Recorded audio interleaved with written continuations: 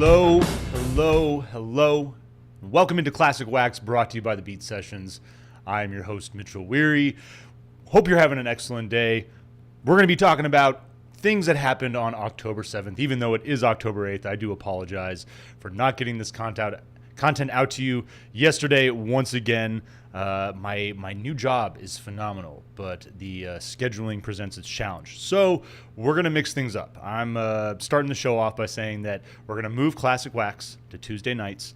It is the best pocket of time for me to bring you the best content that I possibly can for this live show. So as much as I wanted to have a morning show and kind of start things off that way, maybe lead the week off with this record, I still think that Tuesday nights are an appropriate time to kick this out, and it gives you something leading into Friday and to enjoy for, at least 4 or 5 days, the weekend, until the next episode, however you want to play this. If you're not familiar with Classic Wax, we like to really just take a good look at an album from the past. It's got to be 20 years or older, and we need to talk about a record that falls exactly on the date. So we are breaking the rules a tiny bit today, but again, this episode was supposed to be out for you yesterday, and I apologize for that. We are going back to 1997 today, talking about Everclear, as you saw in the title there. So much for the Afterglow. An interesting record. It's not my favorite record of the band's. It's definitely their biggest commercial hit, for sure, but it's a record that I've enjoyed over many decades now, and Sparkle and Fade is another project from them as well. I think that's the album that most of the true, rock-oriented fans of this band got into them with that record. I remember, I believe it was 93, 94. So I believe it was 1994, but the song Santa Monica, just ubiquitous, absolutely everywhere.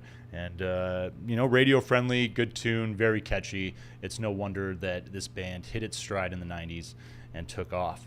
So excited to get into that, talking about a few albums that came out on Friday, talking about The Smile, of course, and then the new record from Leon Bridges. I'm really excited to do that review for you guys tonight. It's incredible. I love the man. And, The Smile, doing great work as well. Tom York, Johnny Greenwood, veering off of their Radiohead project. And, we'll see how that goes down. So we'll get into that. But before we get into all of this, I want to take us back to 1979 to kick things off this week. And we're going to talk about the release of one of my favorite songs from one of my favorite bands. We're talking about the release of Transmission, dropped on October 7th, 1979. Now, most of you probably familiar with this track. It is fantastic, one of their signature songs. And it's a track that I know the first time I heard it, I remember just completely stopping everything I was doing, and it was just like, what is this? What am I listening to? There's something about the energy, the drive of that track. Peter Hook, one of my favorite bass players of all time, might argue that it's one of his simpler riffs, but it is so powerful in its energy, its tempo, and what it brings to the table. And as far as Ian Curtis doing his thing vocally, such a poet, and it's unfortunate that he had to endure what he did through his short life. This track, released before their second album, Closer, and it probably maybe about a difference of 9 months there, and Ian Curtis would pass away shortly after the release of Transmission. Sometime the beginning of May, I believe it was, just short of his 24th birthday, unfortunately. But this, if you've never heard Transmission, an incredible track. I definitely kind of want to highlight it as track of the week, but worth celebrating. It's a song that really captured the potential of this band, and I think it hurts to listen to it sometimes in a lot of ways, knowing that these guys didn't have an opportunity to capitalize on what was so special about this song. But if you've never read Unknown Pleasures, it's a great book from Peter Hook talking about the band, their experiences in their short run. But he even talks about the first time that this band, Joy Division, played this song live, and he was like, it was a crazy moment, just made the hair on our arms stand up, because I'm not the only person that just stopped everything. He talks about how everybody in that auditorium, in that venue, just was immediately stunned by this song, just stopped what they were doing, turned around, captivated by the performance and the sounds that they were hearing. So it's I definitely would recommend getting into Unknown Pleasures. That Peter Hook book is an amazing exploration of the band. If you're not familiar with them, I'm going to talk about the release of this song and everything that the band went through in its short time there. But again, this is I think that Transmission is a song that it really didn't just define this band, but it defined in a lot of ways the post-punk sound. And you have so many outfits, including bands like The Smile, including guys like Leon Bridges, and and even a little bit Everclear. Bands that took so much drive and so much influence from what these guys did during their career with this band. And so check out Transmission, give it a listen to it if you're if you're already familiar with it. If you own the single, throw it on the table, give it a jam, and I hope you enjoy that song this week. Hope you've enjoyed this new record from The Smile. Cutouts, their third album, second this year. I'm curious to see what the future holds for Radiohead, for Tom, for Johnny. The Smile, in doing my reading and talking to all of you, you're all so helpful with the information. All these tracks, songs that they've played live while touring. So at this point, if you've had a chance to see them, which I haven't, please share any stories that you have if you've had a chance to check these guys out live. But everything that they had, all the material that they've played live in those shows has now been put out into albums. So it remains to be seen if the Smile are going to continue, if Tom and crew want to write more songs under this moniker, or if him and Johnny are going to go back to Radiohead. I think that A Moonshaped Pool dropping in 2016, I feel like it's time. I feel like getting close to that decade mark, Radiohead making a comeback, dropping a new record, and especially something I think with more of an energetic sound. Something, that's what I loved about Cutouts. I feel like Johnny's guitar work on this record is stunning. It is absolutely incredible. A highlight for me for sure. And it would be great, in my opinion, to see Radiohead take more of that rock and roll oriented feel with their sound. I love the ambience. I love everything from Kid A on. Amnesiac's great.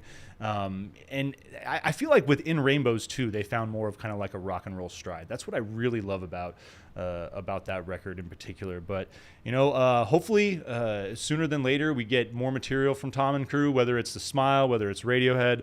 I'm looking forward to it, and looking forward to seeing more of your thoughts on this record. It's been fun interacting with all of you over the course of the last few days, hearing your thoughts on this record, thoughts on Radiohead, and just everything that Tom is involved with. So cheers to The Smile for dropping a second record for us this year, and I hope that you've had a chance to enjoy it over the weekend or in the last few days anyway. Another record that I am super thrilled to talk about is Leon Bridges. Really wanted to get to this. Now, haven't put together the review yet, but this is a man that I think titling this album Leon is absolutely brilliant. It's the genre is Leon. This is a guy that I just don't feel fits into a category. Talking about Van Morrison last week, I think a lot of people, I'll call it lazy. They just stick him in that rock and roll box. And I think that, a guy like Van Morrison, I don't consider him a rock and roll artist. The influences are there, but there's more soul, more jazz, more rhythm and blues. And it's the same thing with Leon Bridges too. The rock and roll influences are great. Him teaming up with Khruangbin, I loved that. And you listen to his sound, and I'd argue that there's that big desert rock feel that I find just so captivating, and I think is a wonderful drive and makes his sound so unique. But this is a guy that neo soul, rhythm and blues, a little bit of gospel even. It's he has just created a sound that is genuinely all his own, and I really feel like on this new record, Leon, he's found a comfortable place, more so than any other record that he's put out so far. I mean, I think that he's been fantastic from the start, but this is an album that sounds like a very confident man who's, taking all this experience and growing with it and really just, highlighting the full potential that he has as an artist on this record. It is phenomenal to listen to. If you haven't had a chance to check it out, this is another quality record that I'd say needs to go on your table sometime this week if you haven't checked it out yet, and I really hope you enjoy it. Now it's time to take us back to 1997. It's interesting talking about Radiohead and talking about some of the other things that we've discussed recently here, but the album of the week, Everclear, so much for the Afterglow. Now, had I made the switch to Tuesdays, we'd be talking about a record that came out on October 8th, and I was chatting with some people that they're like, so much for the Afterglow, really? Like, that's going to be the classic wax of the week? And here's what I'll say about Everclear. I love this band. Art Alexakis actually is one of the few rock stars I've had a chance to meet and actually chat with and talk with. I was working at Chewy's back in the day. It was over in Midtown in Tucson, and there was a couple of times that he came in and had a chance to actually. I didn't want to bug him the first time, but the second time I was like, all right, this is just too good to be true. One of the nicest human beings that I've had a chance to just meet and talk to and interact with. Very humble guy, very cool, and I think that's what makes Everclear's music so special. Is that it really is grounded in so much of real life, the real world that us working class people are a part of every single day. Band from Portland, Oregon. It's interesting. You think about how much of their sound is influenced by the California scene, surf rock, chamber pop, and especially on this record, it's one of the highlights, I'd argue. But Art Alexakis, just a genuinely good dude that writes about a lot of things that just resonate with people, that just, they hit the feels. And I think that a number of songs on this record, Father of Mine in particular, it came on the radio the other day while I was driving to work, kind of felt like a sign that this album did need to be talked about. And so, that just is one example, that particular song of, writing about a situation that so many people have had to deal with. I have the most wonderful father in the world, the most wonderful mother in the world. It's actually their anniversary today. I believe it's 42 years now that they've been married. So it's just over 40. But congratulations to mom and dad. It's just a rare thing this day and age. You don't see it too often. And I appreciate all the hard work, all the effort, all the phenomenal parenting that I was able to receive over the years from them. They're just two fantastic people. But this song, for those of you who unfortunately had to endure this situation growing up, it's done in a way, like most of this stuff, that it explores dark territory. It explores subject matter that isn't always necessarily easy to tackle. But you listen to the melodies that go along with the music, and you hear his angle, and especially the way that song finishes up. Now that I have a child of my own, I'll never let them know the pain that I have known. I know that's not exactly verbatim what the lyric is, but the sentiment that's there closing out that track, and the feel that you get on most of the songs, regardless of what the band is talking about, there's an element of positivity there. And that's what was so awesome about speaking to Art and having that interaction with him. That's what was so special about it. This is a guy that been through a lot himself, and there's two routes that you can take. And he's the type of guy that, despite the hardships, he always tried to have a positive outlook on his life. And look where he ended up. I mean, Everclear probably one of the most significant rock and roll outfits in the mid to late 90s. Everything to Everybody, Everything to Everyone, appeared on the American Pie. Didn't appear on the soundtrack, but it was in the movie. They really had a solid impact on the zeitgeist there for like a 3-4 year run there. And it's most bands really don't get that opportunity. So coming off the success of Sparkle and Fade, which a lot of people talk about the more rock and roll oriented nature of that record. Art talks about it himself as well too. That was more of a rock and roll record with pop influences. This is so much for the Afterglow. He said is definitely more of a pop driven record with rock and roll influences. I might disagree. There's some really heavy rock and roll moments on this album. So much for the Afterglow. Some really big guitar riffs. I think it's just a great mix. I think that once again, like Sparkle and Fade, the subject matter there, along with the music, heavy rock and roll that's got bright melodic elements to it that again allude to that outlook that he's really trying to convey for everybody. I would say that talking about it earlier, one of my favorite things about this record is getting more of that. I feel like surf rock and garage rock were always there for these guys, but it's that chamber pop element.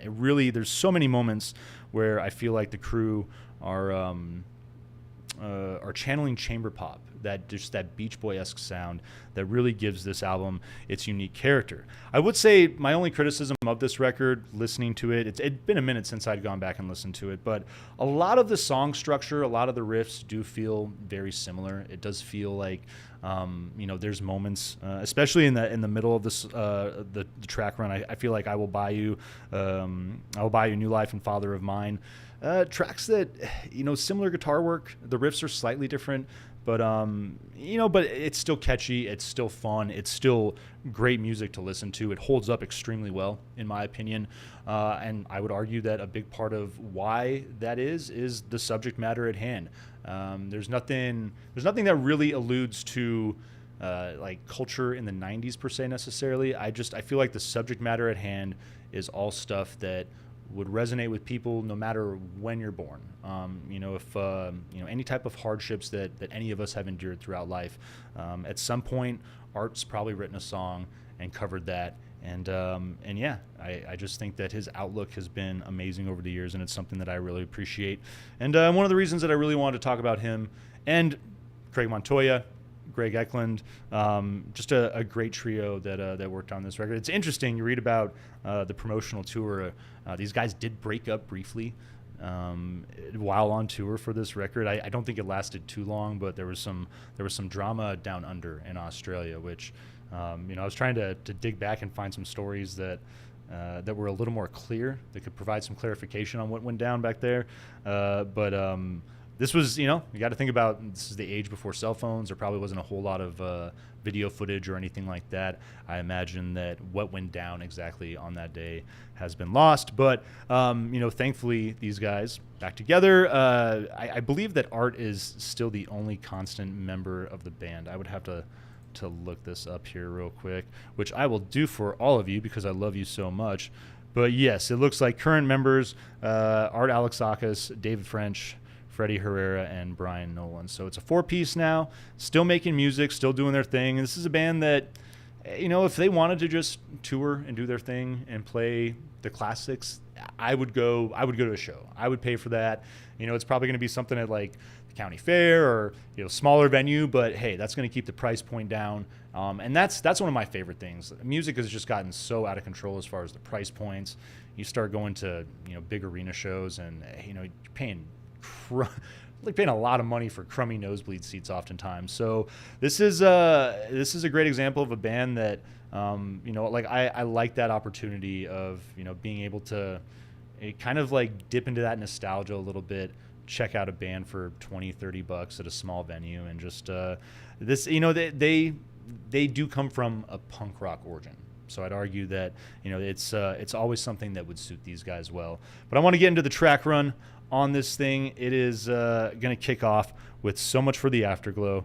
Title track is, I love it. I love the chamber pop harmonies that lead this thing off. The woo, I can't hit that note. My voice is too deep. I have a baritone, but it's like, it just immediately, that chamber pop feel, it's captivating. I loved it. I remember throwing this record on for the first time and just being like, oh, it's the Beach Boys. And then the music hits. And I would say that much in the same way that Electrica Made Me Blind, the way that Sparkle and Fade leads off. You just get a heavy hitter, big hard rockin' riffs, big energy out the gate, and it really sets the tempo for the listening experience. Everything to Everyone, your second song, you got that signature, is it keyboards, it's synth, is it guitar? Like, I've never been able to figure out the noise or what they're using to make the sounds of that intro, that signature. But it's I mean, that is probably one of the most recognizable introductions from any song in the 90s, I'd argue. And one of the big reasons that this album really catapulted them to a household name. Synth opening, you get this angry hard rockin' track contrasted with light production and the musical elements. And this is a song that really is a perfect example of what I love about this band, as far as that just that edgy feel contrasted with the bright elements. Ataraxia. I've never been able to pronounce that. If it's just a little interlude there, it's an excerpt from The Relaxed Wife, actually, but it leads into Normal Like You, your fourth song. Got this garage punk style riff, drums build, and then the bass shortly follows on this track. Verses start minimal, but I really like the way that the textures continue to build towards the hook. Verse, backs off a little bit, and then that second verse does the same thing again. Nicely done from a production element there. I Will Buy You a New Life. Many of us have heard that song. Mid-tempo guitar, bass roll. Get this I love the drumming. It's got this military style roll that provides a great blend of garage and surf rock. The chamber pop element really is coming through as well on this track. Father of Mine, your sixth song. Probably the biggest single off this record, and a song that still receives so much airplay. It's kind of weird hearing it on the classic rock station growing up and remembering hearing this on the newer alternative rock station. But here we are in 2024. That happens. We get older. Similar feel than I Will Buy You a New Life. I'm not going to lie. I do feel like they were kind of taking advantage of the catchiness of the music on both of those, but you get a bit of a faster tempo, slight differences in that riff structure. So it isn't the same song, obviously.